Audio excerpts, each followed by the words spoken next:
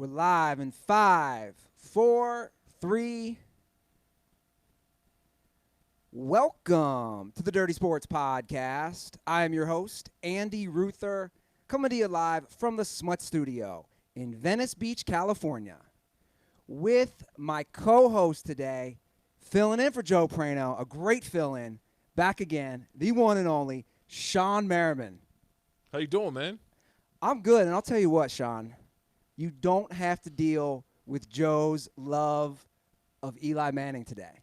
You know, I always felt some static every time he was here. Like when he started talking about Eli, and I knew he was always waiting for me to finish with whatever my answer was so he can jump back in with a silly Eli answer, and I can feel it. I don't have that feeling anymore today. That's good. You know what he said to me? It's funny. He said, I'm not going to be there. He's in New York doing a bunch of shows. He said, make sure you stick up for me in the Phillip Rivers Eli discussion. I'm glad he's not here today, honestly, because I'll throw out facts, and no matter what I win with, because I'm obviously going to win that conversation, he's going to win with the Super Bowls. Yeah. And I'm just glad that I don't have to talk about that today. Yeah. That's a great thing. Well, we have a real interesting team today. I've now deemed him the Taysom Hill of dirty sports. Tug Coker, who you know, obviously, all the dirtballs know, Tug, who is our number one fill-in co-host, is filling in for Aaron today as the intern. Hello, Andy. Hello, Sean. Tug. My man. Now, as I alluded to last episode, Sean is on season 1 of a show I created, Now We're Talking. He's the very first athlete to appear on the show. Crushes it. One of the great people on set. So when I heard he was coming back around, I had to come pay my respects. Also, because I'm a member of the DMV, I got to give my shout-outs and pay my respects to Shawne Merriman. The DMV, baby. You know, we're a different breed. I try to tell people we're different. I don't even know. What's the DMV? Oh, man. Is that something with Sean. Sean, where do we start with that? You want me to handle this? Yeah, you do it. You do it. It's D.C., Maryland, Virginia. Okay. Man, it's the area where you find the most talent, right? Yeah. Football, basketball, entertainment, you name it. Some of the greats, and people don't know, they might come out here and make it in Hollywood, but they're originally from that Maryland, D.C., Virginia area. Give me, just toss me some names. Martin Lawrence. Oh, yeah. I mean, acting-wise, Sandra Bullock. Yeah. Warren Beatty. Wow. You know. And then sports-wise, a lot of guys. Oh, tons. Vic. Well, Tidewater is, that's like a hotbed, but, even the D.C. area is, loaded. Was Allen Iverson from that area? Tidewater. Virginia. Chris Brown, Pharrell, Trey Songz. I mean, you name it. We're out just in that D.C., Maryland, Virginia area. Let me tell you, we're loaded. Yeah. In just talent. We breed talent out there, and what happens is sometimes you don't always, because it's not like the entertainment capital of the country. Yeah. We got a lot of talent, but guys go other places to make it. I don't know, guys. I'm from Cincinnati. I got Pete Rose, Jerry Springer, Skyline Chili. And Gary Owens. That's right. It. That's right. But that's it. That's I got a few more. I'm just messing around, but Ken Griffey Jr. I forgot to mention that everyone's favorite fake athlete, Danny McBride. From Eastbound and Down. He's from my hometown. Oh, he is? Yeah. His sister and I worked at a Red Lobster together when I was 19 years old. I was a host. Crushed it. Ooh. Ate all those biscuits at Red Lobster. That's a personal tug nug. It is. It's a deep dive tug nug. Yeah, but Danny's an awesome dude. Representing the DMV. Well, this is great. We got a nice little team here on Black Friday. Do you go shopping on Black Friday? I don't really go shopping, period. Never. No. I haven't been in a grocery store or anything like that in probably 6 months. Wait. So do you have it all delivered? Yeah, I have everything delivered. You haven't been in a grocery store in 6 months? At least, yeah. Maybe longer. You put the lights out on going to the grocery store. Yeah. You know what it is? I feel out of place when I go in, and I don't like being around indecisive people. Yeah. Like I haven't been in a mall or anything like that shopping. Like I have friends that are either clothing owners or own some kind of business, and they package me stuff up, and I'll swing by and grab the package, and I'm out. It's like I haven't been shopping in an actual store in probably a year. So who do you use for groceries? I use Instacart. And they just send it to your place. Yeah, they send them. You schedule delivery, and that's great for me because I'm very I'm a punctual person. Like if I'm gonna be somewhere at 2:00, I'm gonna be there. What time was I here? Shawne showed up at 11:44 today. He's supposed to be here at noon. Yeah, and I've always been like that. Yeah. So if I say I need a delivery at 2:00, and I know the delivery's coming at 2:00, I'll go get a workout in and run my errands, do whatever I have to do, meetings, Yeah. and then I'll be there at 1:58 for the 2:00 delivery, and Man. it's perfect. Were you always punctual like that? Yeah, always. Even as a kid? Yeah. Even That's a good trait to have. Yeah, it was a weird trait to have, right? Because kids normally Yeah. kind of show up and never late to practice or doing that. Like I've always been on time. I got one question. So since you're a punctual guy, you hear a lot of whispers about some players being late to meetings, you're missing team meetings. Did you ever have to give like a one-on-one, like, yo man, tighten up, No, and I never missed or been late my whole career, and that's hard because I've had a couple rough nights. Yeah. I know how it is. You go out and hit it on, after a game or something like that, and you got to come back in and work out on Monday morning. Yeah. And you're out Sunday, and you fall asleep at 3, and you got meetings at 7:30, and I'm there physically, But I've never been late, never missed or anything. Who was the hardest coach as far as being punctual? Was there a coach who was a big stickler on that you played for? Ralph Friesen in college. When I played for Ralph Friesen, he was definitely tough At Maryland. But also when I came into the NFL, Marty Schottenheimer, he was tough. Yeah. Marty was just tough on you in general. He was like that. He was going to give you that tough love, where he was emotional and passionate about it, and but then if you did the things you were supposed to do, he loved you. Yeah. Now I do have a quick interjection from YouTube. We have Joe Prano on the line, and he says 2 things. Don't forget to tell Shawne that I'm actually the co-host that defends Phillip Rivers, so he's in support of Phillip Rivers. And number 2, talk about punctuality. He says we call that Coughlin time. And you could have played for the Giants and gotten 2 rings with Eli. But you know what? I knew that was coming. I didn't know he was going to reach out and add on his 2 cents. YouTube comments. Can we block him until I get off? Because I didn't come here for this today. When I knew he wasn't, so when I was pulling up and you were telling me that Joe wasn't going to be in, I'm like, hell yeah, we're going to have a great show. Because I got nothing to have to do with Eli Manning today. Yeah. Unless he want to comment under the YouTube. He's trolling. He's just popping up. Although I will give Joe that. We both, and he has converted me for sure. We're both Phillip, without a doubt, Hall of Famer. And actually, that's an interesting question that I wanted to ask you, because I got in a discussion with one of our fans on Instagram DMs. If you look, and Tug can probably pull this up, I think right now, Shawne, top 10 all-time passing yards, you have 4 current players. You have Phillip, Eli, Big Ben. Actually, there's more than 4. There'd be Brady. I think it's 6. You're right. It's 6. Brady, Breeze, and Matt Ryan is 10th. Are these numbers not like how you view it? I'll be curious, because I said if you're top 10 all-time in passing yards, and Matt Stafford should get there too, in my opinion, how can you not be a Hall of Famer? Well, because people will judge you if they like you or not. First of all, there's tons of guys that's not in the Hall of Fame because people don't like them. Yeah. Or they're not liked by the voters, or they're not liked by the people of power, right? So that's one thing. But to say that a guy in the top 10 all-time passing don't deserve to get in there, oh, well, he didn't have any rings. Really? How many top 10 passing leaders do you know right now that's currently in the Hall of Fame, right, that didn't deserve to be there? Every one of them. Every one of them. So when I start throwing the comparisons of Phillip Rivers out with the Dan Marino, why can't I?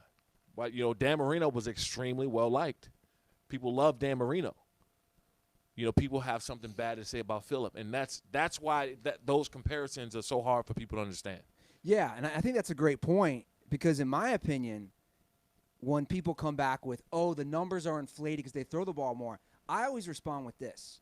Guys like Phillip Rivers, guys like Matt Ryan, guys like Matthew Stafford. Now, those guys recently had injuries this year, but those guys have the longevity that not everybody's going to have. And I always say, if you can make it top 10 all-time in yards, how are you not a Hall of Famer?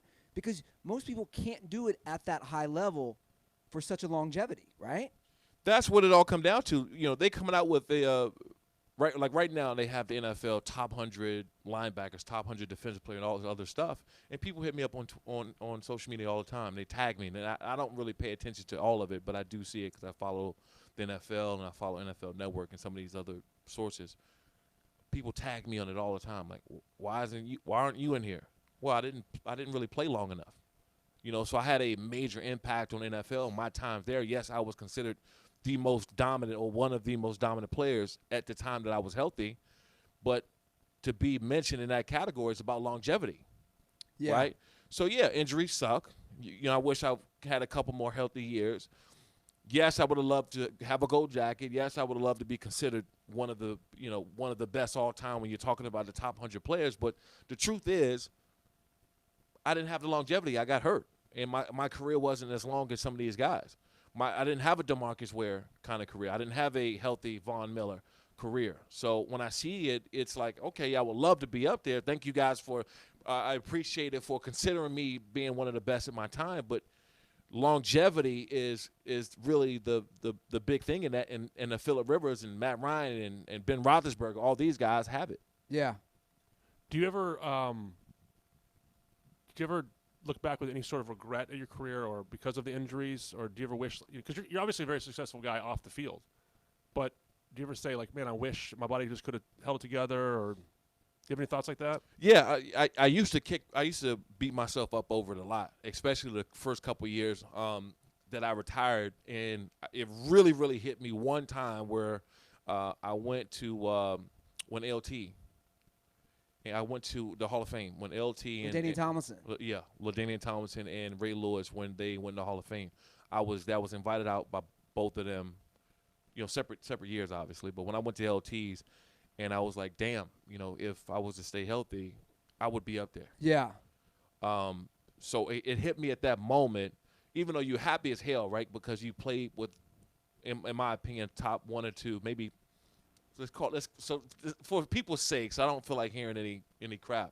Let's say top 5, you know, best running backs of all time, and I'm up there and I played with him. He's up there on the stage giving in my opinion, one of the best speeches that in the Hall of Fame history. So you're appreciative of that, but also you want to be.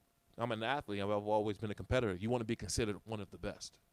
And knowing that you're not going to be considered one of the best because you don't have an opportunity to get a gold jacket and make that speech one day, you know, it sat in. Day, it hit me the hardest. It hit me the hardest. And then also for Ray Lewis, it's like I was there in the room with him when they knocked on the door. I was there. I was, you know, him, his mom, and his younger brother, Keon Latimer, who I played with at the University of Maryland. He played running back. I was in a room, and I remember my heart jumping, waiting for them to knock on the door like they were knocking for me. Yeah. And, you know, so I got a chance to experience that moment, and I'll never forget it. And I was like, at least I know what that knock sounds like, so I'm good. So Sure. it was, you know, so it was cool. That's cool. Andy, there's the top 12 list of the running backs right now going around. You want to take the rest of that? Yeah, I was going to say, it's a travesty. Did you see this? They you know, the NFL Network, like you're saying, they're doing the top 100, top 12. LaDainian's not on the top 12 all time. And here's what's crazy, and Tug actually brought this to my attention. Nobody in the 21st century is on the top 12, which is kind of interesting. So they're not having him on. They're not having Adrian Peterson, you know, any of the guys that Marshall Faulk. And I know Dion. I'm a big fan of the NFL Network, and I love Dion's show, Game Day Prime. And he was saying how, you know, Marshall not being on there is a travesty as well, because I would put him and LT kind of in the same sphere. How are those guys not on this list? I mean, that's kind of appalling in my opinion. Well, you gotta look at how this list is constructed, right? I look at this as a makeup for them not getting the credibility in the past of some of these guys that's on there. You can't not have LaDainian Tomlinson on there. You just can't. And I'm not saying that because I played with him. Yeah. Also, you cannot have Adrian Peterson Yeah. on there. Marshall Faulk, absolutely, you have to have Marshall Faulk on this list. But if you look at the list as there, it's in some cases it's a makeup for some of these guys not getting the credit in the past that they deserved. Yeah. I always hate when they do those lists because you'll see some things and you'll try to say, how did this happen? But I want to go back to Phillip Rivers for a second. All the signs that I'm reading are saying this is his final contract year. Do you think he's in a Chargers jersey next year? Yes. You do? Yeah. Because a lot of things I see say he won't be. Well, this is the thing. I mean, Phillip can, he can continue to play another year or two if he wants to, right? And we've seen Peyton Manning, we've seen Joe Montana, we've seen some of the best and the greatest quarterbacks ever go to other teams. Jerry. I sometimes even think now. I'm trying to think. Jerry Rice played for the Raiders. I know he did Seahawks too at the end. And the Seahawks at the end. And this is the greatest wide receiver of all time. So it's a possibility. I'm not going to sit up here and say, no, it's not possible. It's no way he's not playing for the Chargers. The problem is that what do you do when you move on from Phillip Rivers? Yeah. So it's not like they had, when I came in 2005, you had Drew Brees as a starting quarterback and you had Phillip Rivers behind.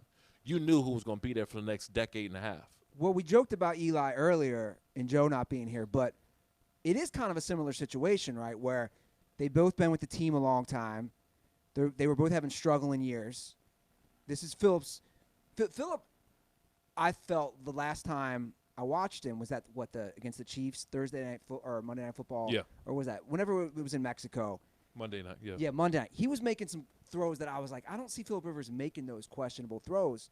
Do you think that's a good comparison as far as one guy got benched, and here we are with Phillip kind of in a similar situation? No, I think that Eli was done physically, and I think that as far as him being a marquee quarterback was done. Not Eli. As far as Phillip, I just think he's doing some things that's uncharacteristic. Yeah. Like he's not making – it's not like he's, throwing flat routes and he's not putting on the dime and he can't make these throws anymore. No, he's letting the safety bait him and looking off and then getting jumped, jumping the route. That's not a Phillip Rivers type of thing. That's that's uncharacteristic. It was not the throw. You got a check down, right? You got a check down right there to Austin Eckler. You can throw the ball and him throw 5 yards, let him scramble around and possibly get 10 plus. But you try to beat a guy over top in double coverage. That's not a sign that you can't play anymore. That's a sign that's saying, hey, I just threw for multiple interceptions the game before. Let me fix this. You think that's what it is? He's just pushing too hard? Absolutely. No, 100%. No doubt about it. It's not that he can't play anymore. First of all, people are not talking about the injuries they had on the offensive line this year. You had your Pro Bowl center go down in Pouncey. He goes down with a neck injury. He's done on IR. You got Forrest Lamp that goes down. He's on IR. Russell, left tackle, he's down, most of the season. And then you got your starting running back who, came in late that needs to get back on the same page with the rest of the team. People are not talking about the other things. Phillip isn't mobile from the beginning. He's not a mobile quarterback. Yeah. Never really have been, but damn sure not now. In this 16th year? 16th, yeah. He wasn't a mobile quarterback before, but he's damn sure not now. So if he was Patrick Mahomes, and I'm not talking about his arm ability, I'm talking about his capabilities of moving around the pocket and moving and stepping up and going and running right and throwing, out pattern or something like that. If he was that, they'll be just fine. But Phillip's not that. He's never really been that. He's not going to be that for the remainder of his career. So you think that they, again, with this being the last year of his contract, you think, especially with the Chargers moving to a new stadium, they're going to have a higher pick. you think he's with the team? I mean, that's where you're saying that they'll give him maybe a 1 or 2 year deal. Yeah, I mean, if I was them, if I was Phillip, I would only want to accept a 1 year deal until I know what the team is doing. Sure. Until I know I'm in your long-term plans, Yeah. right? And I know as a player, the team has to do, an organization have to do what's best for them and what's best for this team for the next 10 plus years. I get that and I understand that. So as a player, I don't want to get myself locked into anything not knowing what the plans are going forward. And I don't think him not having a contract has anything to do with his play right now. I think it's to do with we got much more problems, and let's figure out what we need to do to get back on track before we take care of the contract situation. Maybe Phillip's agent and Phillip is they're waiting to see what happened in the draft. Do you take if they have a top 15 pick, do you get a quarterback top 15? In that case, maybe Alfred or Phillip takes a 1 year deal, play that 1 year, get your quarterback ready, and maybe Phillip only wants to play another year. Yeah. Are you surprised that the Chargers haven't really made that move yet, like to draft a quarterback early? I feel like they haven't done that. I mean, every other team, even the Patriots had done that at some point. Obviously, the Giants did. Yeah. I haven't seen that with the Chargers. The backup is Tyrod, right? Yeah, Tyrod. So even if they were to go to Tyrod, like that's still not like a long-term fix. It's a weird scenario. I think the Chargers are in. I feel like you have to almost draft a quarterback this year. This is the thing. When you start drafting the quarterback high, you're telling your starting quarterback something. Yeah. And I've been there. I remember them drafting Larry English when I was there, right? The outside linebacker, and I knew that was my, hey, we're getting someone else ready because we might be moving on from you. I was totally fine. I mean, I was okay with that because that's I was hurt and I was banged up. I wasn't 100%. I get it. You're making moves which going to benefit the organization for the next 5+ years. So if you make that move on from Phillip, you draft somebody in the top 10, top 15, you're saying, hey, you're about to be on the way out the door. And Phillip is like, no, I got a couple more years possibly left of playing, right? So, and then we have a new contract situation, negotiation we have to talk about. So all these things factor in. I don't think, Phillip's made plenty of money. He's a staple for the organization. A lot of kids, though. A lot of kids. You got to stay 4 or 5 more years just to feed them, get out of the house a little bit. I think he had like $200 million deals. I don't care how many kids you have at that point. Yeah. At this point, it's kind of like a battle. Him and Antonio Cromartie, like who's gonna win the kid battle, right? Because it's those two. Different situation, but what's that? A little different, but Phillip, in my opinion, and I don't know, this is not coming from an organization. I don't talk to anybody on inside when it comes to that. Yeah. In my opinion, and just watching what's going on, they have a bunch of things to address. And, for them to go out and make a decision on Phillip Rivers right now, if Phillip's in his 10th, 11th year, you get that deal done. Yeah. Because you know who's going to be there for the next 5 years or so. When you're in your 16th year, you're taking it game by game, and let's assess the season and what we have around, is Pouncey coming back up, your offensive line needs, and Melvin Gordon, what's going to happen with him? Do we got some cap space now if he's not going to be there in the long term?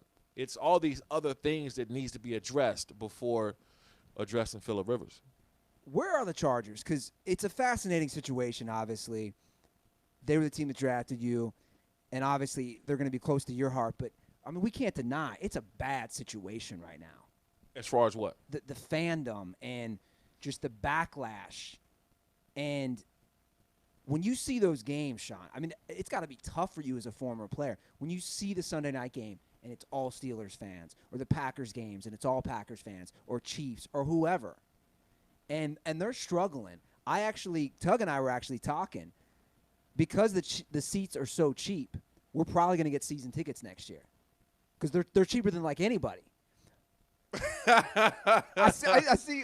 What? Look, they have a lot of seats to fill up. A lot of seats. They have a lot of seats to fill up. But here's how you fix that problem. When they first moved up, when they were 0-4, right? I mean, it was bad. People think it was bad. It was bad. I don't. They won't say that. Or anybody else won't say that. But it was pretty bad. And I'm not talking about other fans showing up. I'm just talking about just the stadium, it was bad, right? Yeah. And you got a new head coach, and he's just there, and you got just a bunch of stuff going on, and people are pissed off in San Diego, and I mean it was going bad. When they went on that 9-game winning streak, towards the end of that 9-game winning streak, they were on fire in the stadium, and the morale, everything felt different. Same thing when you're going on with this year, right? You lose 3 games, I think 3 or 4 games within 7 points. See, most people are only going to talk about the wins and losses, and that's fine. It's about wins and losses. But as a player, and if you're Anthony Lynn, after the season, you're looking at the game film, you're looking at the stats, you're looking at the numbers, and you're going to see all this negative talk, and you're like, man, we lost these games within 7 points. We get this first down. Yeah. We make this field goal. We get this turnover, and our whole season is different. We're not even look at the Cowboys, right? Look at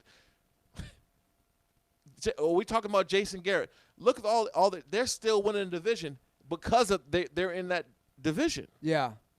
If Oakland wasn't playing as well as they're playing this year, and the Chiefs wasn't playing as well, if we're saying and we're in that same type of situation when you still have a shot, the conversation is different.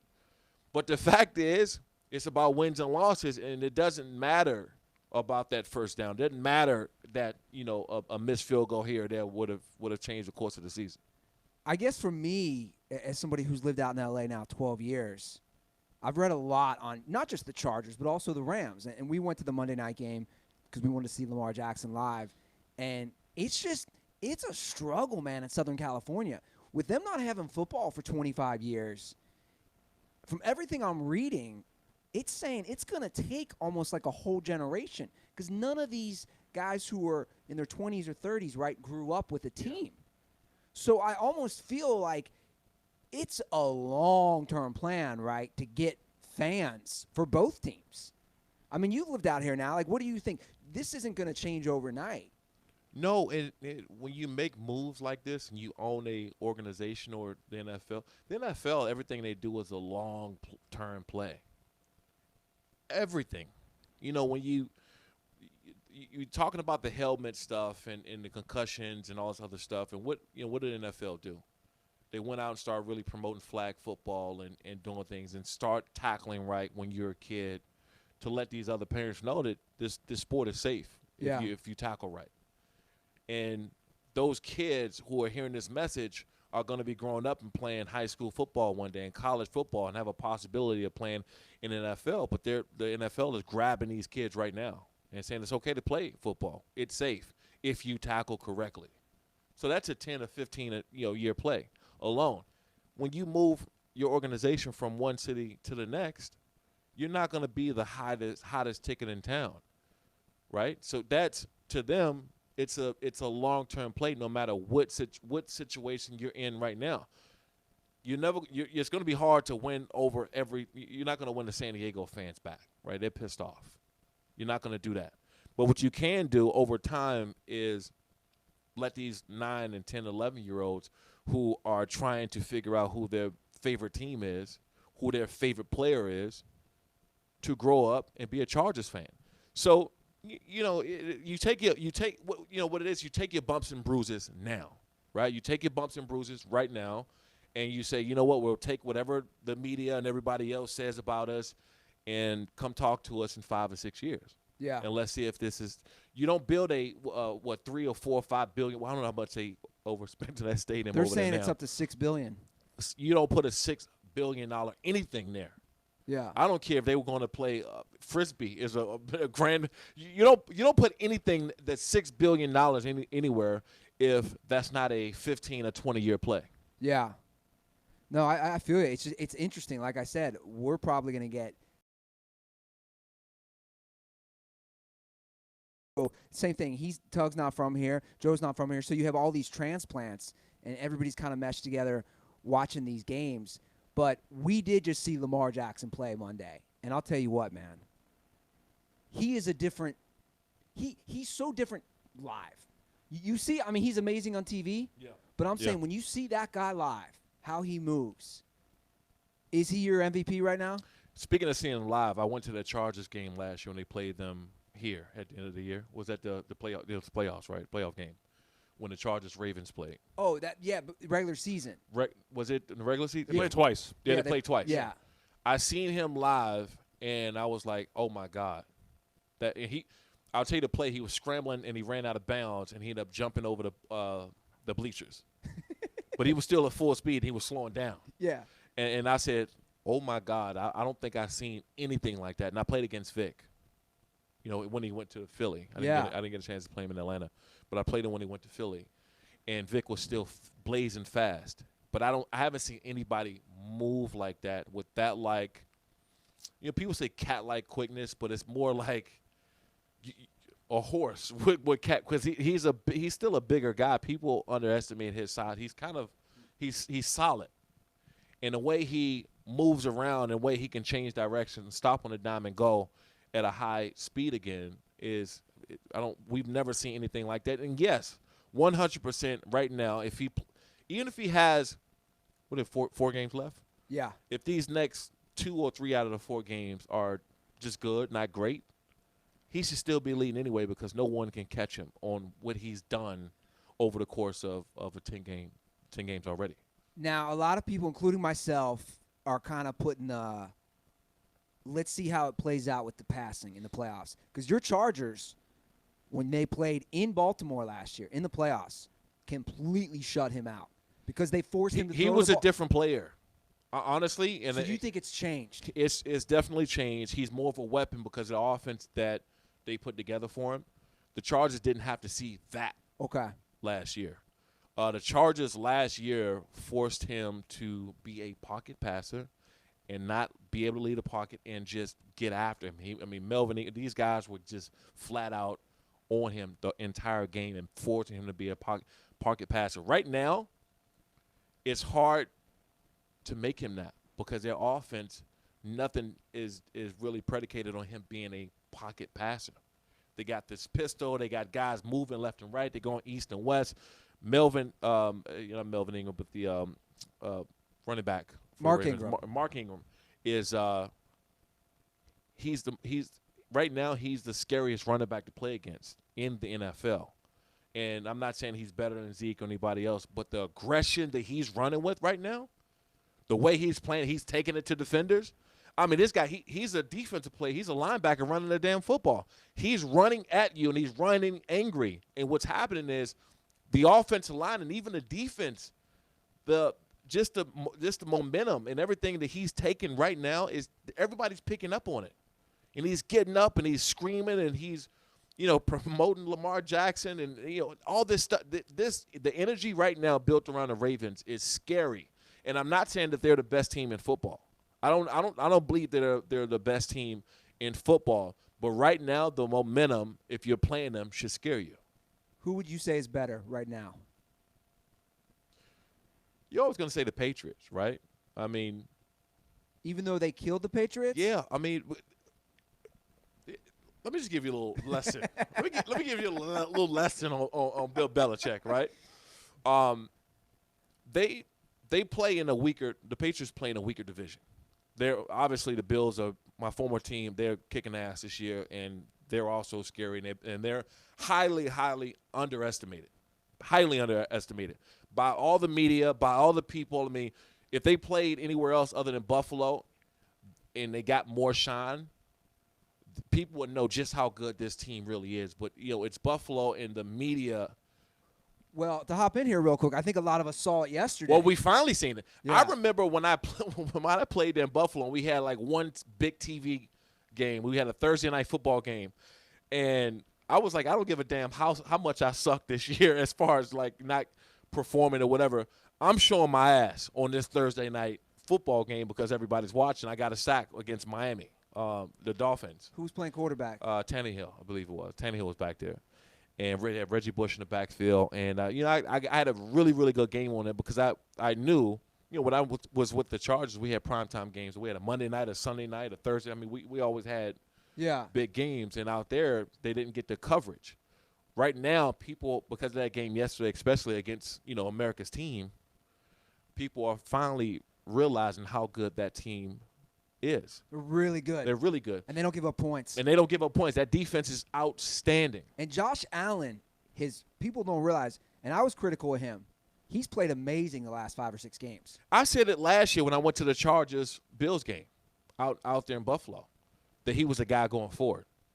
And I said that over and over again. And people will question him, is this the franchise quarterback going forward? Is this the guy that's going to lead them? And I said, yes, you watch. And I was watching him, how he sacrificed his body, how he demanded control over the offense, and how he just took charge. I said he's a natural leader, and he has the mechanics to be a really, really damn good quarterback. And he's obviously doing that. But to kind of go back to the Patriots, in a division, weaker division, you're going to play in the playoffs damn near every year, right? You're going to have an opportunity because of your division. So if you know that the Ravens are good and you play them and you're Bill Belichick, why show your hand in the regular season? Yeah. And you're going to see them again. You think Bill Belichick is going to let them in a playoff game, in the AFC Championship game, outsmart them and let them run this offense that's going east and west and have them mixed up? Hell no. There's zero possibility. There's zero possibility that Bill Belichick is going to let these guys pull that in the playoffs. Why show you? He'll never show his hand if you know you're going to see them again. He's too smart. I have a question for you, Shawne. As a player, how much do you learn from not seeing someone? You see some film on them, to playing them for the first time, and then watching tape and playing them again. So how much are teams like the Patriots or the Chargers last year, who saw them once in the regular season, Lamar, played them in the playoffs, had a totally different approach? What are you learning? Well, it depends on who you're playing. One of the things that make the Patriots great at what they do, and it makes me ill to say this, I want to vomit a little bit. But one thing that makes them great is their adjustments that they make. They can make it on the fly. They can make it every series. They can make it halftime and come out the second half and be a completely different team. Last year, when the Patriots were playing the Chargers in the playoffs, how many times do we see the Patriots just line up in I formation and run downhill with your running back? Yeah. They were gashing the Chargers. They recognized that it was an extra DB on the field, and the Chargers took a linebacker out, and they were playing some, sets, nickel sets, and dime sets, and whatever. So the Patriots lined up, and they ran the ball like just downhill, and that's the most degrading thing you can have happen to you as a defensive player, when someone's just lining up in power sets and they're gashing you right down the middle. There's nothing you can do about it. They made that in-game adjustment. So to your question, when you see a team the first time, you have to know that if you're seeing a team like that, they're going to come out with something different, right? If you're seeing a team that doesn't have the flexibility at making those adjustments, that even if some coaches try to outsmart you, right, they might be running the same play out of a different formation. But when that tight end is 5 more yards in than he normally is, and they bring that slot wide receiver in motion and then back him up in 3 yards and they're in power set, that dive is coming right at you. Or that offensive guard on the opposite side is sitting back light on his hands and they're in I formation. That they're going to take a shot down the field, right? They're coming and it's some kind of pass.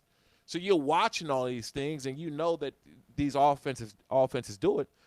But the Patriots might come out and run a formation that you've never seen.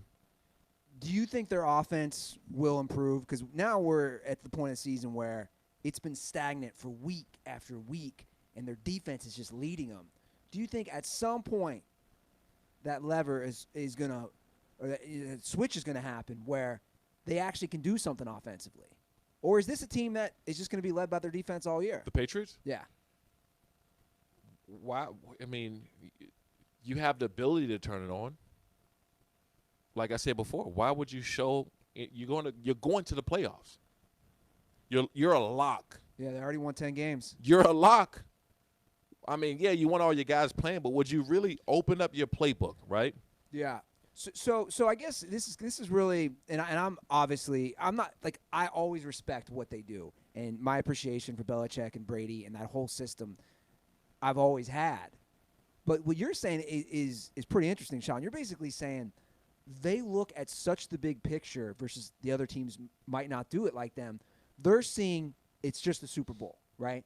Where other teams might be showing or playing their hand during the regular season, where Bill and his staff are going to say no. At the end of the day, it's like last year. They go 11-5. They win the Super Bowl. This year they're probably going to go 14-2 or 13-3, win a few more games. But it's all about the Super Bowl and to not disclose any of the things that they may be able to run in the playoffs. That's the only reason why you play the game. And even before the Super Bowl, you get to the playoffs, right? Because you got to win those games in the playoffs, and then you're going to get a first-round bye, as they've been for so many years, have the first-round bye, where you let these other teams expose what they do in the playoffs. So now you game plan the hell out of them. And, they're running this coverage, okay, we're running that, right? They like to bring this man when they show a linebacker up in the gap. So you're sitting back. You already have it set for you because you know what you got on the table, right? And there's no reason for them to expose anything more than they have already. You're already a lock. And that's kind of the fortunate situation. It's also the genius by Bill Belichick. Yeah. I got a question here from Prano. Try to decipher this, or maybe, Andy, you can make sense of all of this. Speaking of the Pats, is Tom Brady, who had a dad bod at the Combine, a superhuman physical specimen? Is that why he can play past 40, unlike Phillip Rivers, or I don't know who was washed in their late 30s? Or is it simply that he always looks good because he's always been protected? No, it's a combination of that. We just talked about Phillip not throwing the for sure things that he had. One thing about Tom Brady, he doesn't do a lot of uncharacteristic things. They got a system over there. Here, okay, here, check down. Here, I'm not going to, I'll take this sack or do whatever, but I'm not going to force this ball in there. I'll throw it out of bounds. It's a system over there that they have that's worked well for them for a very long time. And, the whole goal anyway for them is to get the ball out of his hands no matter what. And if he has to take a sack, then he has to take a sack. Phillip, we're talking about two different type of players as well, too, right? I mean, Phillip he has a linebacker mentality throwing the football. Phillip wants to compete. Tom he's put into a system with Bill Belichick that they created that this not open, this option, okay, here. This not here, okay, here. That's never been a Phillip type of transition. So the Patriots are just way more structured with how they're running Brady versus, let's say, a Phillip Rivers in the Chargers. I mean, and we talk about it all the time. Matt Castle, didn't he win a lot of games when Tom Brady went down? Yeah, he won 11. He won 11 games. And I'm not comparing the two or anything like that. I mean, I'm not taking anything away from Tom Brady and his body of work and what he's accomplished. But I'm eager to see what the next quarterback move is going to be, and can they do the same thing if Bill Belichick is there? Yeah. Well, I want to talk about one of his old backups, Jimmy G, because the Niners. Now, as a defensive guy, you gotta love how they play. They just get after it. Are they who's your? We talked AFC. Let's move it into the NFC. Yeah. Who do you like the most? Is it the Niners? Is it the Saints? Possibly, you have some other teams like the Packers and the Seahawks, Vikings who are in the mix. Who do you think is the best team and that you like to come out from that league? Right now, we just talked about having momentum and teams that are scary to play when they have momentum. And like the Ravens are scary to play right now, the 49ers. They're terrifying to play right now because of their defense and the way they're running the ball. And it's people talking about people are talking so much trash about Jimmy G, and he's doing exactly what that offense needs him to do. They're not asking him to go out and throw for 350 yards. They're asking him to protect the ball, make some smart decisions, run the football well, and play great defense and special teams. That's how you win a Super Bowl. He's not in a system where he has to go out and throw for 350 yards. You got one of the best defenses in football. Are they top 3 or top 5 or something like that? They're up there. You have a great running attack. and you play well in all three phases of the game, you don't turn the ball over, and you can win a lot of games and possibly a Super Bowl. So, and they're a team that plays off momentum. These guys are playing with confidence right now. Nick Bosa is playing ridiculous. That's ridiculous for someone to come into the league in the NFL like that and play on that level. And I'm speaking. I came in and I had 10.5, 11 sacks, something like that, my rookie year. But the impact he's making. Do you see similarities with you two? Yeah, we're different style players. But the impact that he's making right now, I didn't start to, I think, game to somewhere in the middle of the season. I didn't start. I had Ben Lieber who was in front of me, and I couldn't pick up the playbook for shit, coming in, and so is that a tough adjustment? Like when you go from the college level to the pro, what's the difference when we're talking playbook? Well, I came in late, right? You had a holdout. Yeah, I had a holdout. And then I had someone in front of me, and Ben Lieber, who was a very, very good technical player. Like if he was supposed to be in a gap, he was going to be there. He knew. He was very smart, and I got a chance to. That's where I really sat back and I learned a lot of stuff, and I watched him not make any mistakes ever. But also, when not making any mistakes, you don't sometimes make the big play. And that's what the Chargers wanted me to come in and do. They want me to come in and come like a bat out of hell off the edge. You know what it is? This is the analogy I'll use. This is like he's the dude who goes for the girl next door. It's an easy, clean play, right? You're going to marry. You're going to have the kids. You come in, Mr. Lights Out, and you're like, I might go for the lunatic girl, but she's going to be fun, right? And hot. Yeah, exactly. Yeah. Because I feel you on that. When I watch Bosa, man, and that Vine, like, I get excited. And obviously, we live in an offensive, everybody cares about offense, Shawne, but when I watch those Niners, man, like, I genuinely want to see the quarterback just get destroyed or a big hit that causes a fumble. Like, that to me, they're just an exciting team to watch. What makes them exciting is their energy, right? Like, we love terrifying like things. Like if you look at all the defenses in the history of the game the last 30 years, I mean, you start naming the players like, hey, I ain't running over there. That dude, he might do something to me, right? Yeah. I'm not going here because so we love, the Mean Joe Greens, what they had over there, the steel. We love terrifying things as a defense, and that's they have that thing that's going on with them right now, and they got Richard Sherman. This is the thing about Richard Sherman. Don't get me wrong. He's still a great cornerback. He's not what he was in Seattle, right? He's not. You tear your Achilles, and I've been there, but I don't think he's the same as he was in when he was with Seattle. But you know what he brings there? That confidence, man. He knows how to win.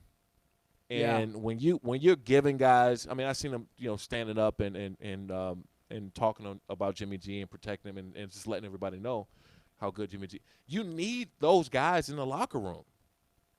You need those guys in the locker room because that energy that he has is contagious.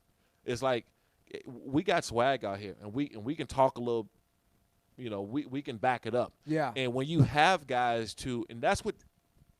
Even when some guys can't play anymore, they're not the same player they was. Rich Sherman, he can still play, but like I said, I don't think he was the player he was. He walks in that locker room, he gets instant credibility. Guys look at him like, oh, that's Richard Sherman. Like whatever he says, like I'm going to be listening to him.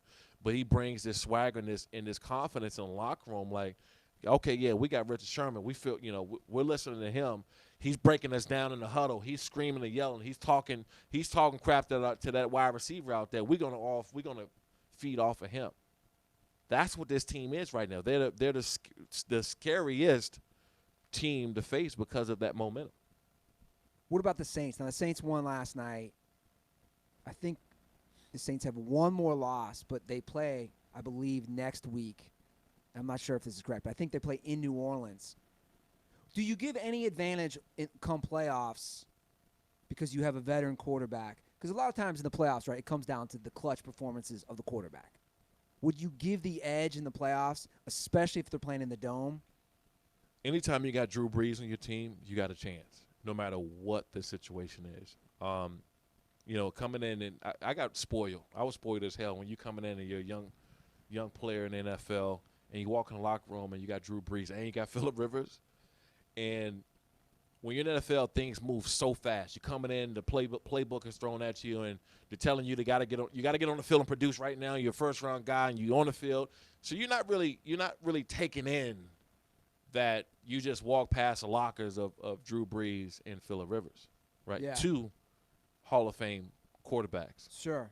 And you're not taking in the fact of what they mean in that locker room just yet. When you get older, you start to realize, and obviously you go to the Bills, and nothing against Fitzpatrick. I think Fitzy is a good quarterback, and he's going to be a solid quarterback for years to come, and he has been, but he's no Drew Brees and Phillip Rivers. So you start to see the difference in being around other players. It's like, holy, this is a different ball game. It was interesting watching the game last night, and I believe because it was Dungy and Rodney Harrison were calling the game, and Rodney said he knew Brees was good, but he didn't foresee this. What about you as a guy who came in? If you would have asked yourself when you came into the league, Drew Brees is going to be an all-time record holder, would you have thought that's true? Yes. You thought he was that good? Yeah. But I didn't after the injury. Okay. When he had the injury, and I worked out with him that offseason. We were working out in San Diego with Todd Durkin. So I seen his process, when he first injured it to the point where he was rehabbing to get back on the field again. And even watch him in the rehab, I was like, no way in hell. There's no way, he's going to get back to even what he was. Not even what he is now. I'm just talking about what he was before. There's no way. And to see what he's doing now, I think that some kind of book or movie needs to be done on Drew Brees. And I'm not joking about that. I was on the sidelines when it happened. I wasn't too far from him, and I heard the screams, like the pain. And he was walking over, and his shoulder was still up, kind of locked out the socket because he dislocated it. It was one of the worst things I've ever seen. Not just out of a quarterback. I'm talking about period, ever. It was equivalent of Joe Theismann back in the day, right, when he broke his leg. It had that kind of feel to it of right when it happened. And I just never thought that he would get back to where he was. Now, he went into a very fortunate situation, too, with Sean Payton, one of the best offensive minds in the history of the game. Yeah. And the capabilities of Drew Brees, right? Because when Drew Brees played for Marty Schottenheimer, it was Marty ball, right? You got one of the best running backs in the backfield. You got an offensive line. You got a hard-nosed defense. Let's run the ball, pound, beat people up. So throwing for 350 wasn't the bread and butter for us. Sure.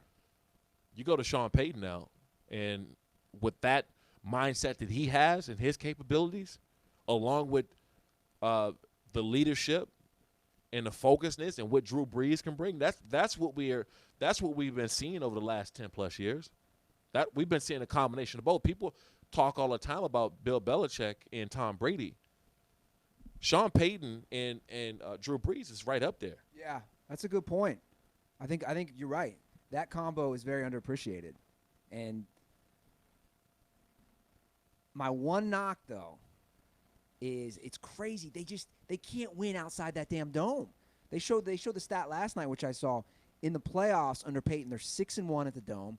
Obviously, the one loss came in that controversial pass interference bullshit call against the Rams. But they're 1-5, which is basically saying to me they have to be in that dome to make it to the Super Bowl.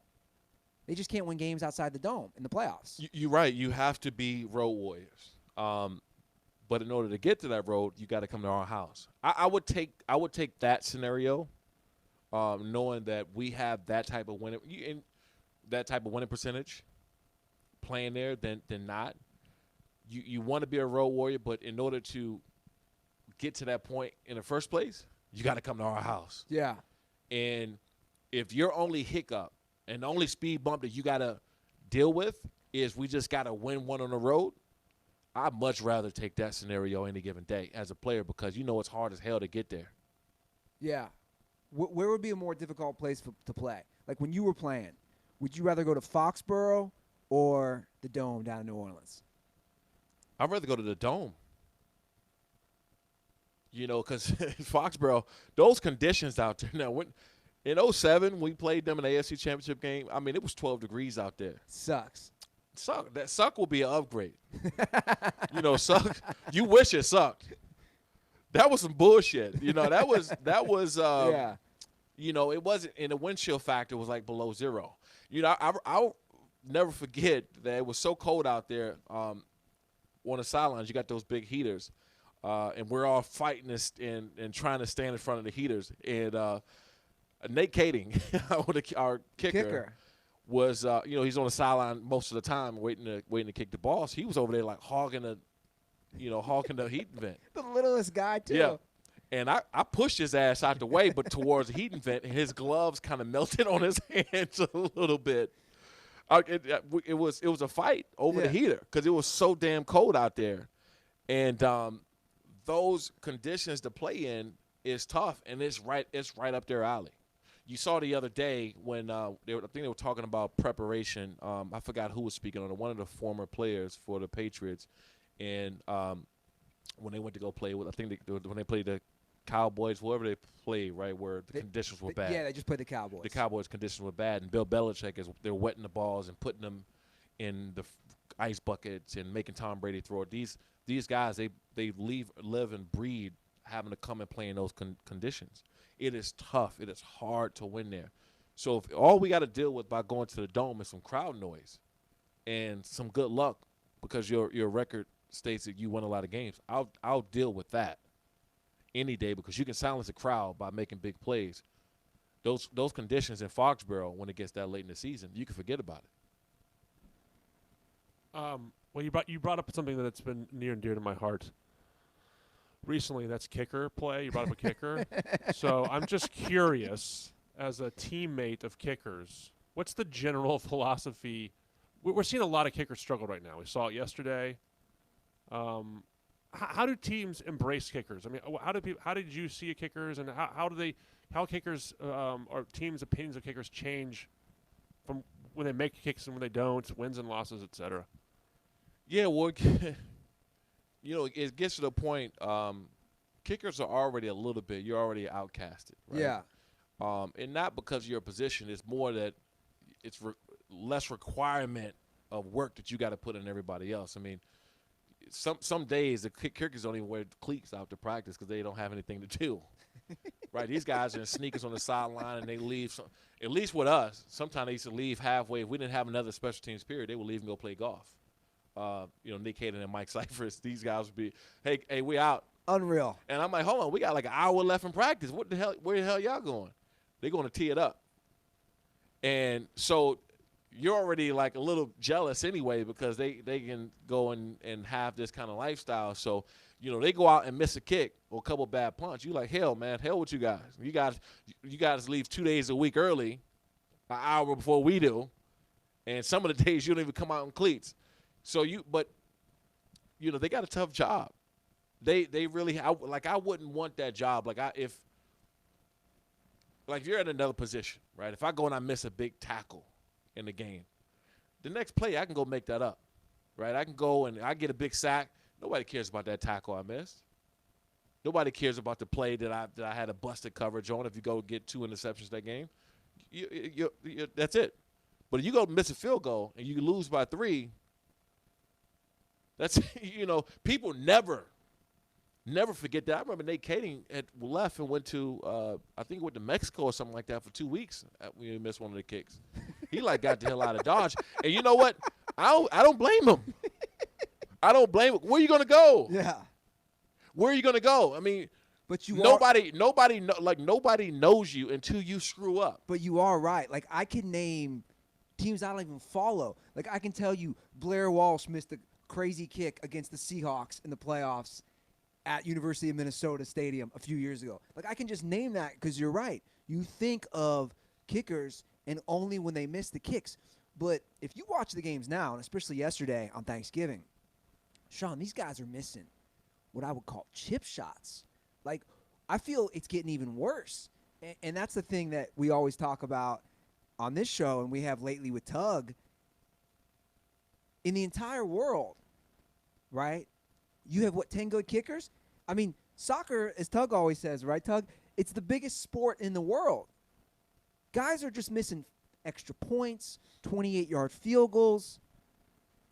It's bad now, and it affects games, and it affects seasons. Like you're saying, a missed point here, a missed field goal there, the whole season changes. Well, kickers have more added pressure than they have ever in the past, right? Because social media is big, Yeah. right? I mean, you got news coverage everywhere. You miss a kick back in the day, 20, 30 years ago, and it's like, okay, man, we could have won at that. Who was that kicker's name? Who? Now, you're a meme, right? You're a meme, right? Yeah. You're Instantly. people are having graphics, right? They're sharing like graphics of you missing this kick, and they're sharing it and then using it in other things that have nothing to do with football. Yeah. Like I think I seen the other day, somebody was showing a kicker missing a kick. A kicker was missing a kick, and then somebody used that same meme as missing your shot by trying to hit a chick up in DM. Like, this is how you miss your shot in the DM. Yeah. So you live on forever, right? You live on forever, and that's the difference now as it wasn't 15, 20 years ago, right? When you miss a kick, I mean, it's not like Finkel and Ihorn. Yeah. It's not Finkel and Ihorn anymore. Like, this is not that situation. You live on forever because the internet is forever. Yeah. And once that gift gets put out, you're there. You make a great point. I never thought of it that way. At this point now with the kicking position, there's really no reward. Even when you make a clutch kick, there might be a few tweets for a second. But you're right. It's a job where there's no love. There's only shame when you fuck up. I played with a long snapper in San Diego by the name of David Benn. David Benn played for almost 2 decades. As a long snapper. As a long snapper. That's a good gig. I mean, it's a great gig. And Dave Benn was great, a great long snapper. The only time you ever heard Dave Benn, which you did, people looking at me right now, Dave Benn, who? You don't know who he is. He was a great long snapper. And the only time you've ever heard of him is when he had a bad snap. So, therefore, you never heard of him. But he was a great snapper. He was a great long snapper. And it's the same thing with kickers, right? So you say you don't remember the kickers, or you do now because of the big ones that they miss. You can watch some games now, and there's some kickers that still playing like 15-plus years. And you're like, who? That dude been in the league 17? Who's he? What's his name? And you don't even know who the hell his name is because he's been so consistent for so long that you don't even know. I was watching somebody, I think it wasn't this season, but last season. They just retired not too long ago. And I'm like, damn, he played for 17 years? And I played against him at least 6 times. I played against him at least 6 times. But you don't know who he is because he's been so consistent. At that position, there's no pats on the back. There's only kicks in the ass. And that's really what the position came down to. Yeah. I don't know if there's an automatic kicker in the league right now, outside of Lutz. First, the Saints, who buried a bunch last night. Ravens, maybe. But Tucker, but I think he struggled a little bit. But also, the Patriots have had 3 kickers this year. Yeah. So there's no Lock City right now. Maybe someone out there will think of something good. But I really do think it comes down to the pressure that's on kickers now. And back in the game is getting bigger, and social media and everything around it is getting bigger. The gambling, I mean, this is. You miss somebody's spread now, and somebody lose their house, or they're losing cars, or they can't pay rent this month because they betting on you, and you go out. I mean, and I'm not saying you as a kicker, you're thinking that. You're not thinking that at all. Sure. But the backlash, I see some of these people going crazy on social media, right? And I'm thinking like, damn, that dude must have lost his car or something. Like there's no way that you're that into or that pissed off because, the guy didn't catch that touchdown pass. Yeah. I said, that dude he had to lose his car. Or he can't pay rent this month because he bet on the game. Yeah, when you're losing your mind over Harrison Butker missing a kick. No, you're right, though. I never thought of it from the social media perspective. But it's also a gig, like you said, if you can hit and you are consistent. It's not a bad thing, man, to be a kicker, right? Because you're just going to sit through years of making money, and you're not going to be getting injured. Because we said before the show, you were saying, like, for your son, the ultimate gig is a backup quarterback. Yeah. Right? Yeah. Because you can just take those checks, make millions, and you just hold a clipboard, right? Yeah. And I played with guys before who've been in that situation. And, yeah, obviously I want my son to be a star and all this other stuff. But, I played with some guys who were damn good paid backup quarterback. Billy Volek. Yeah. Billy Volek, it's funny, Billy Volek didn't play the whole entire season. And he came in and won a big game against Indianapolis Colts for us when Phillip went down. And he went back to the bench, and I don't think he played much after that. And I know for sure he made over $5 million that year. And I can't even count on two hands the snaps that he took. What are those guys doing in practice? When you're the backup, obviously you're not getting that many snaps. Are you just sitting on the sideline even in practice? Well, no, they're playing against the starting defense because they're running scout. They're running scout, or if they're trying to get some reps or something like that, they're running against the second team. You're practicing. It's not, these guys aren't sitting around just. They're not kickers. They're not going to play 18 holes. They're not going to catch a quick 9, see if they can get 9 holes in. No, they're at least actually practicing and putting in the work because they are critical to the process, right? The play calling or getting the plays in and out, getting information out because they're also out there reading defenses and they're going back to the coach or the offensive coordinator saying, hey, these in cover 2 when these guys roll coverage and they do this, this is what they're doing. So they are critical in the process, but as far as taking hits on your body, it's very few. I want to change. I actually have a question, and Joe chimed in and said it warms his heart to hear you say that Fitzy is a good quarterback, big Fitzy guy. So he is.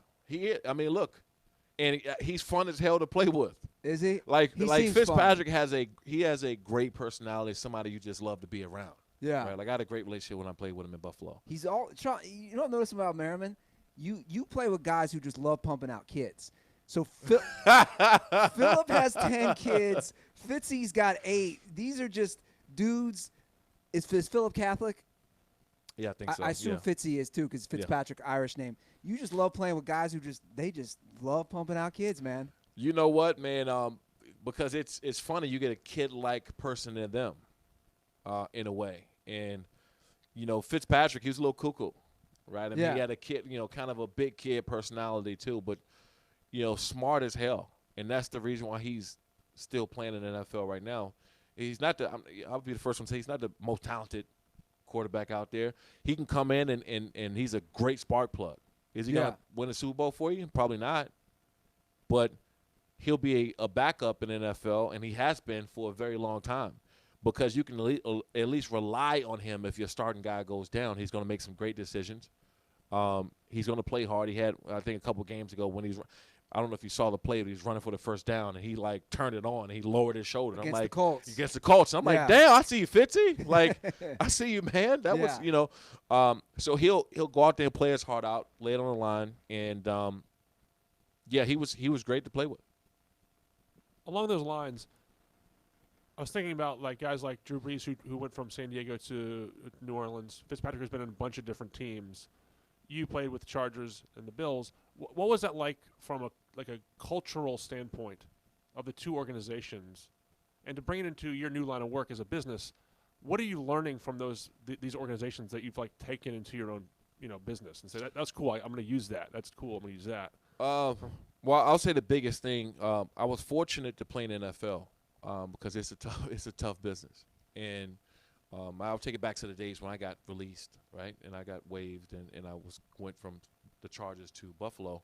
They didn't want to cut me, they didn't want to release me, but it was business. I was hurt and I was banged up and I wasn't performing, and it's a performance-based business, all the way from the GM all the way down. It's a performance-based business, and if you're not performing, they have to move you. So once you understand that, it gives you a greater, kind of outlook on business alone in general. and how important it is to produce and be productive every single day. And I've taken that into account for a very long time, and holding people accountable. Like, you have to produce. If you don't produce, you're gone. And not because I don't like you. It's just you have to produce. And that gave me a very, very, very good. I mean, it really did. It changed the way I looked at business, because it's not about likes and not likes, or getting your feelings or emotions involved. You know, it was when I left the Chargers. I mean, it was a sad day. It was a sad building. The coaches on down. I mean, it was bad. And but that's the nature of the beast. That's the business. And if you had that outlook and you had that perspective, you're taking that and you're putting that in the business world. And what I'm doing now, it is extremely useful. Yeah. That makes sense. Is that a lights out shirt that you're wearing? Yeah, this one is a lights out shirt. You can actually, I'm launching shoplightsout.com. It's a workout website, and I'll have these on there. But I also have workout equipment from Everlast, RDX, got Grant. I mean, you name it. Yeah. You know, I have that's a great Nazo. Hoodie. By the way, I love that hoodie. Night. Yeah. We were going night on here. Well, I was going to go night on Joe if he didn't show up. You know who else? You know who else loves night? Who's that? Bill Cosby. You got. I mean, I'm gonna let you have that one. Yeah, man. But shoplightsout.com is gonna be a workout website. I got resistant bands. I mean, have some of the greatest companies in the world that are on this site. It's a resale website, and it's 40% off anywhere you'll find on the internet. So like, if I go on there, what type of stuff can I get? Anything from weight racks for squats, bench racks. Real man's workout. You got resistant bands, ropes, boxing gloves, headgear, punching. You name it, it's on there.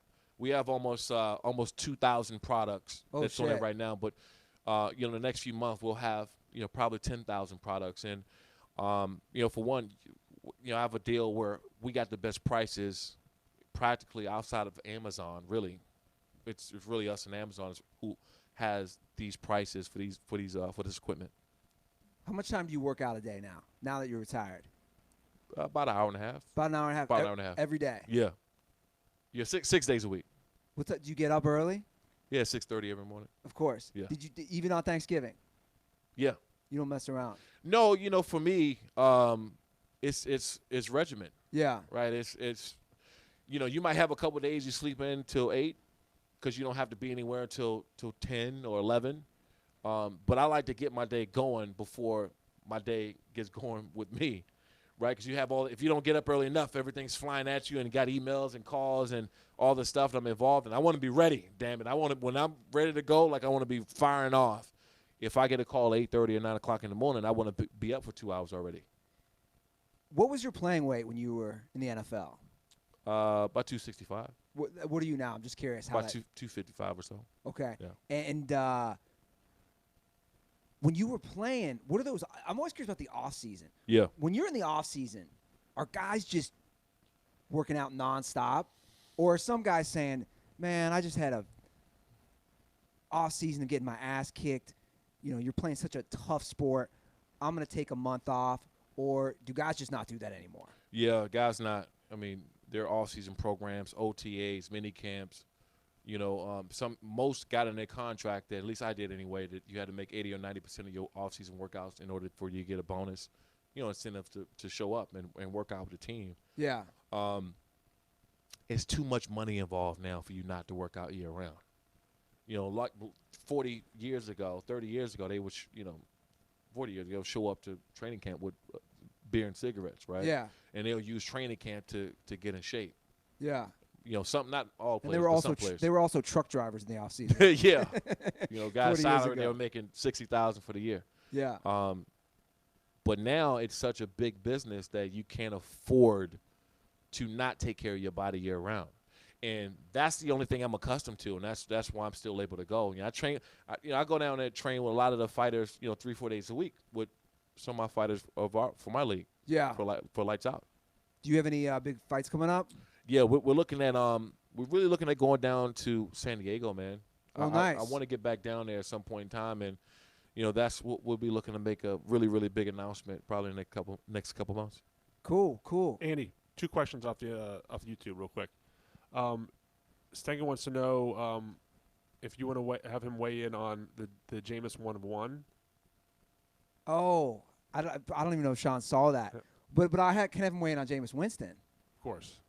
So we've had this long thing, Joe and I, about Jameis Winston's just a turnover machine. You can throw for all the yards you want. They don't win games, and I know their defense is terrible. But it's his 5th year in the league. Where do you weigh in on Jameis? Because all his defenders, Sean, will say, oh, he's up there the same first 5 years of a Brett Favre, of a Peyton Manning, as far as both touchdowns and interceptions. We're not sold on him at all. And my thing is he does too many bad turnovers. You can throw for 300 yards all you want. If you're not winning games, to me it doesn't matter. Where do you sit on someone like Jameis? Yeah, I'm a numbers guy when it comes to that. And it's funny, and I learned a lot of this from Norv, right? Because when Norv came in, he was very, very specific on the turnover ratio and what it what it means in points. Yeah. And the percentages of affecting outcomes of the game. Norv Turner was like really, really big in that. And you throw the ball over 2 times. Not only you putting your defense, they're not playing well anyway, in a bad position, but now you give them an opportunity to score 14 points. Yeah. Right? If you're given an opportunity to score 14 points, your percentage rate is this of winning. There's no in between. It's this where it is if we turn the ball over 2 times. And if you're doing that, what does that mean in wins and losses? That means that's an extra 6 losses. If you turn the ball over 2+ times a game, which he's done plenty of times, yeah, you're turning the ball over that many times, you're giving them 14 points, a possibility to win. That can possibly lose us 4 to 6 games alone, just that alone. So when you look at that, they'll never have an opportunity to be on top, not only just because they play in that division, then the Saints are always there. Sure. But you put yourself in a bad position to ever get out of that hole. Like that's your philosophy. Like, oh, we're just gonna make him exciting.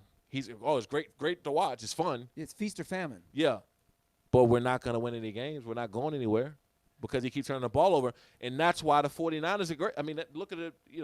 Jimmy G, I think, only had a couple of 300-yard games this year. Yeah, they've built a full team. Yeah, they got a full team. Yeah. Would you be out on Jay? Because this is Jameis's 5th year.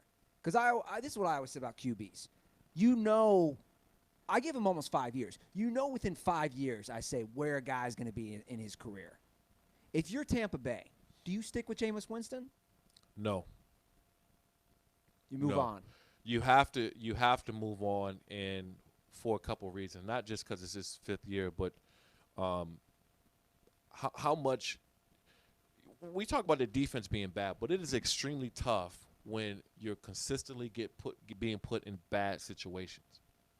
When you got to start your drive off within a 30, you're sitting around as a defense like. How many times do you have to get like riled back up and get your energy going like, yo, hey, let's go out here and come on, guys, let's get it done. That works a couple times, but that happens 3-4 times in a game, and then that happens 3 and 4 times in a row. You start looking like, man, this dude again? Yeah, Jameis did it again. Again? Like we got to start from the and so that's when you start having the friction in the teams. And we looking bad because we're starting off from their 30, from our 30 or whatever. Yeah. So that's you have to start making the move for the long term. And I'm not saying Jameis Winston can't play. I'm not saying he's couldn't be a good quarterback down the road, but you've seen enough of him to make that decision right now. Yeah. Was there one other question? Well, I want to do some breaking news while I've been on the air. Cardinals defensive back Josh Shaw has been suspended through the 2020 season for betting on NFL games. Ooh. Now, he's been on the IR, and there's currently no links to him betting on teams or talking to his betting on his own team or talking to teammates, etc. But first, we've heard of this. As gambling becomes more legalized throughout the U.S. Interesting. Through next year. Through the 2020 season. Now, when you played, and obviously it's like you alluded to it yourself earlier, it's a lot different now with point spreads, and we're moving as a nation towards legalized gambling. Were you ever aware of that? Like when you had a game, let's say you headed to Philly to play the Eagles, did you know, okay, we're 4-point dogs or 3-point dogs? You know, it's funny. I didn't understand what any of that was until I retired. Yeah. I didn't even know. Like somebody will come and even someone who I knew, not necessarily a friend, but like an acquaintance, right? Who you got in Philly? They're like, +7. What does that mean? They're gonna win or lose? Like I didn't. Yeah. I didn't engage in those conversations really. So for me, it was I wasn't around it. Yeah. You hear people talking, and you know that people are gambling on the games, but you're never around those people enough to, because out of respect, right? If you're friends with somebody or you're close to somebody or whatever, they're not asking you to spread and bet and all that stuff. Yeah. They're not, because they know that ultimately that can probably get you in trouble. Do you think, I guess, this will be addressed in the new NFL players, agreement. Real quick before we go, they're talking about adding another game, and that the NFLPA is moving closer to agreeing.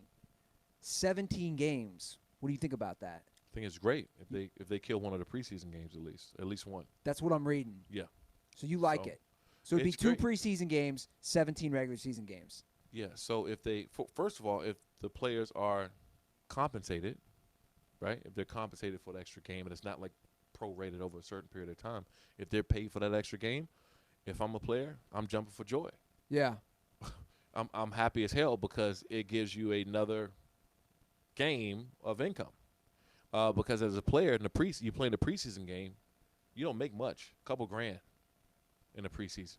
Whether you play one play or you play 25 plays, it doesn't matter. You only make a couple grand. Interesting. Nothing changes with concession. Nothing changes with TV. Nothing changes anywhere else. The only thing that changes is what you're paid as a player. So that's a big plus for the players. It's a great. I mean, the NFL, it's great for them. Yeah. Obviously, but for the players, they got to be happy about this.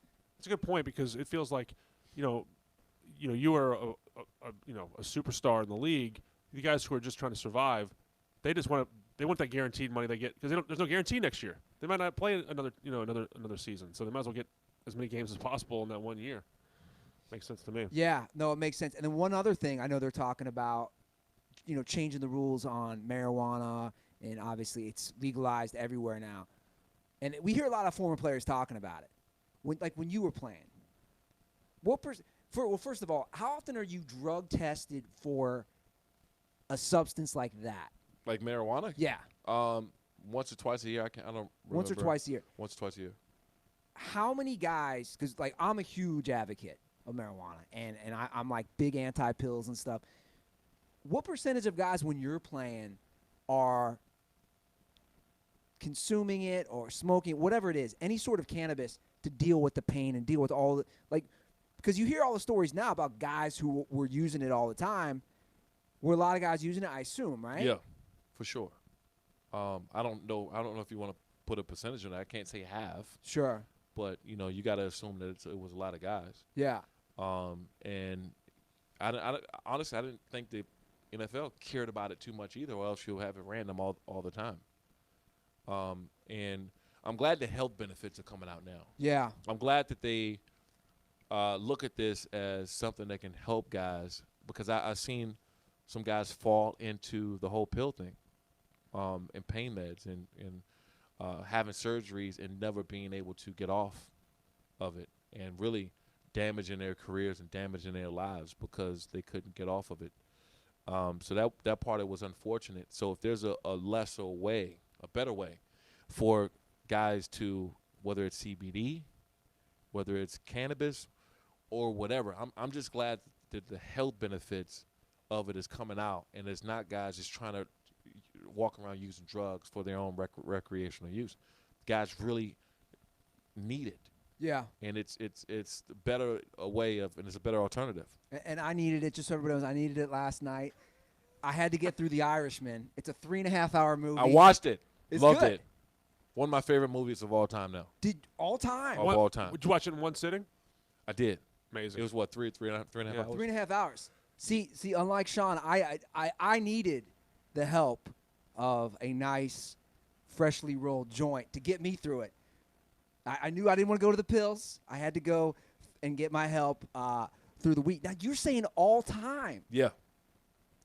And because of the amount of people that they had in one movie. It's an all-star cast. It's an all-star cast. And I think, it couldn't have been shorter than 3.5 hours. You know what? I'm going to actually – I thought a lot. I couldn't do it all at once. I started Wednesday night. I banged out 2.5 hours. I watched the final hour last night after the Saints-Falcons game. I will say it is up there. And I agree with Shawne. Obviously, you're an actor, Tug. You come from that side, the acting, the writing, directing. I think it did have to be that long. It's pretty amazing. Well, I'm interested to see it, but what else is on the best list for you, off the top of the head? Well, I love those style movies too. Like Departed to me was was a great movie. Yeah. I think the only person they was missing in this cast was Jack Nicholson. Yeah. And then you have to make it 5 hours, maybe a 2-part. I don't know, but those type of movies and get honestly, it's funny getting a chance to work with, and I've probably done maybe 4 or 5 movies in my life, and some of them are very small roles and some of them are bigger. Nothing like Tug got over here, but I've give me the best Listen, role. I've worked with you. I know the talent. What? No, what's okay? Yeah, I appreciate that, but just what it takes to put in it, right? So you start to see things differently, sure, and how long those set days are, and those 12 or those 13-hour days, and the call times at 6:30 in the morning. And the same scenes you got to shoot at a different camera angle and bring the same intent. So I'm watching this movie, and you see all these legends of actors in it, and they're on one set, and obviously they're older, so they can't do some of the stuff. And like the scene that Robert De Niro had, you can tell he was 70, right? I mean, you can tell that he was like kicking a guy, but some of the cinema when they were really up close, right, in the dialogue that they had back and forth, I'm looking at it like people don't know this shit's amazing. Yeah. You know what I mean? Like you get up, the camera's there, and you're like, man, hold on, something is going on here. This is amazing. I'm listening to the dialogue back in the conversation, and you have a newfound appreciation for it. No, I agree. I think it was well done. I got to know now. What's the most ridiculous role you've done? Give me something, and give me something all the dirtballs can watch. What's something they could find, do a little deep Shawne Merriman dive. Give me a role you played where you're like, what the hell did I just do? Something that never came out. Okay. Myself and Terry Crews. Okay. We did something with Funny or Die. It was one of my very first things that I did, but I spent a lot of time preparing for this thing because I really wanted to do more things on screen, and it was with Terry Crews. Yeah, it's of course. Like mid 2000s, like 2006 or somewhere around there, and there was a Funny or Die scene where we got married. Me and Terry Crews. You and Terry Crews got married. Yeah, we got married, and we did some crazy stuff. Like we adopted an Asian kid. we got married this scene. We had people out there throwing the stuff for us. Did anybody wear a dress or no? No, I think we both had on tuxedos. Suits? Yeah. But then at the end we had a scene that we were both we grew old together. Our kid, our Asian kid that we adopted grew older. And we sent them off to college, so we're sitting there hugging with each other, with arms around each other. But this how it started was even crazier, right? When you say the most craziest thing I did, I tackled him, and we were in a football game, And once I tackled him, I was laying on top of him, and while we were looking at each other's eyes, we dazed off into everything that happened. That's how the scene started. I like it. And it was still to this day. I wish it would have came out because it was one of the funniest things that I've ever done in my life. But we grew older together, so they made us both look like we're 80 years old at the end. How long was the shoot for this? It was all day. So it was just one day. It was just one day that we did. I mean, it was really good though. I wonder who has that. It's out there. Somebody at Funny or Die? Yeah, somebody Funny or Die has it.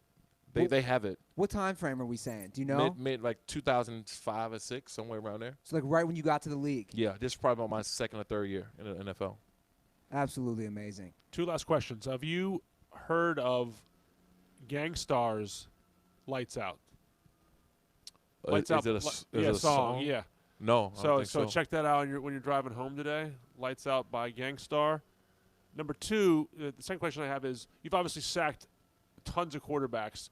How do you do you collect memorabilia of players that you sacked, or do you have like a trophy room at home of I don't know, jerseys? Did you ever do the jersey swap with any players? No, that wasn't big back with me, and that's kind of a weird thing now. It's a millennial thing, man. Very millennial thing, because at that time, after I just if I took a loss, I don't want your damn jersey. Yeah. Like I just don't. Yeah. But Peyton Manning gave me his Pro Bowl practice. Like I still have Peyton Manning's Pro Bowl practice jersey. Oh, cool. I have a Zach Thomas helmet. I have Ray Lewis stuff and people who I admired and played against and stuff like that. But I'm not going to Tom Brady after the game like, hey, man, no, man, I hate you while we're here. Yeah. And it's going to stay that way. Yeah. I might see you in the offseason at a charity event or golf outing or something that, I'm coming to support. Yeah. But right now, I don't want to talk to you. Sure. And if I want it that bad, I'll go to that silent auction over there and just buy it and have you to sign it or, something. Yeah. But and I don't know if that's a old school way of thinking. I just think that it's a competitive side of me that's never gonna never really gonna change. Yeah. No, I get it. I feel you. Shawne, it's always a pleasure. Thanks, man. I appreciate it. Where can people follow you on social media? Obviously, you have all the stuff going on with Lights Out, your new website, the fighting stuff. Lay it all out there. Yeah, follow me at Shawne Merriman on Twitter and Instagram. It's Shawne with an E because a lot of people like searching like Shawne Merriman. And then follow us, our MMA league, Lights Out Extreme Fighting. So on Instagram and Twitter, it's Lights Out XF on Twitter and Instagram. Perfect. You guys can follow us, of course, at The Dirty Sports on Instagram and Twitter. Me at Andy Ruther. Joe Prano at Joe Prano on Instagram and at Fix Your Life on Twitter. Tug, you've been an amazing intern today. You might have replaced Aaron. I love Aaron. But Aaron's irreplaceable. His hot takes and his White Claws cannot be replaced. I agree. It's great to be here with you. You are the Taysom Hill of Dirty Sports. You are the Swiss Army knife. Next week, I'm going to need you to clean my bathroom. So build your Murphy bed. Build my Murphy bed. Where can people follow you on social, buddy? At Tug Coker on Twitter and Instagram. It's always great to see my man Shawne representing the DMV every day. And it's great to have you guys on the show. And thanks for having me on the show, guys. Of course, anytime. All right, guys, that's the show. Have a great week. And most importantly, stay dirty. Shawne.